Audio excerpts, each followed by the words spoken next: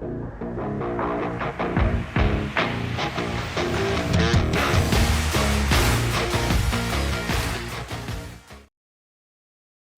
first thing to go with these crappy tuners. As you can see, none of them were drilled correctly. I mean, I got circled down here. You can see the worst one, but up top there's a bad one. So I just had to redo all the holes in this thing and I put locking tuners because I had them around. So these things were terrible.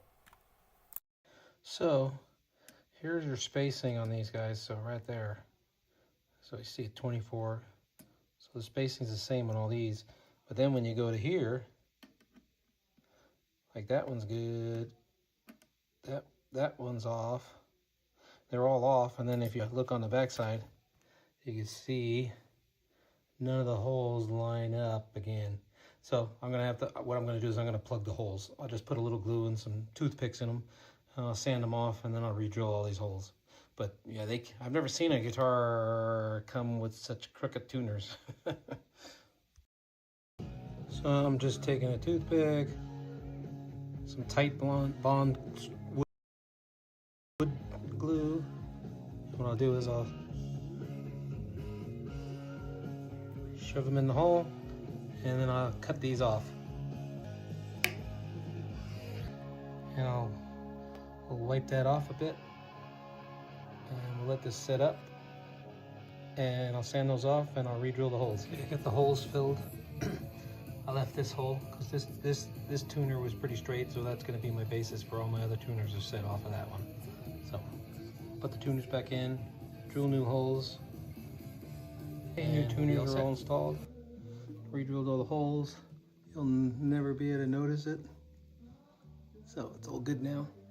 And I got some locking tuners. Locking tuners are just easy. Then I can keep the ball end out here, out there, and just slide them through and just cut off one end. So the good thing is I just went through with my fret rocker and none of the frets are high. So that's a good thing. So I just got to take care of the edges now. So well, I got a couple of tools here I use and we'll get these things knocked down so they're smooth. It'll play a lot better, but you won't catch your fingers, which is a good thing.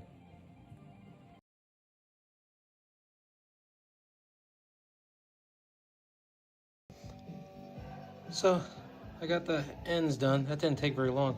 It was weird. Some of them were sharp and some of them weren't. So, I mean, towards the bottom of the neck, they were pretty sharp. But that only took me a little bit. So, and I just hit the edges like this a little bit too when I'm done with the tool. And then what I do is I just polish the frets up a little bit with this. And some Scotch-Brite before I go back. Had a little bit of deeper scratches. So I just use one of these like fret erasers. It's just like a big soapstone. So you can just go over that just real easy, get the scratch out, and then take care of it like this with the Scotch-Brite together. So that's all you need. Probably took me a half hour at the most. I mean, to do the work. You gotta get the neck off and everything first, but it's not a very hard job. You just gotta be careful. Here's just some mineral oil. This is food grade. I use it on my cutting blocks. So I just put this because it's maple. I'll just dress this fretboard out with some mineral oil because it's probably, I mean, I think these guitars were made a few years back, so it's been sitting in a box for a long time. So it's a good idea to get some moisture back in there.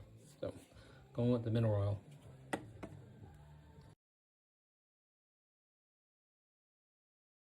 I got the block in. It ain't tension, so this thing's gonna go back. But I got foam underneath the springs. Takes a little bit of the rattle out. Oh, done with this guy. Now, one thing, when you take these out, they are numbered on the back side. I don't know if you better see it, but there's a number right there.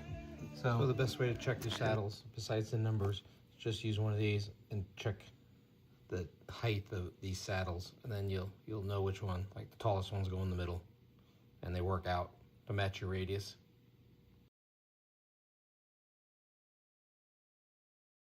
So the big thing is when you get these saddles back in, just make sure these are matching your radius. So they're numbered like I said before. So just make sure you put them back in the correct way.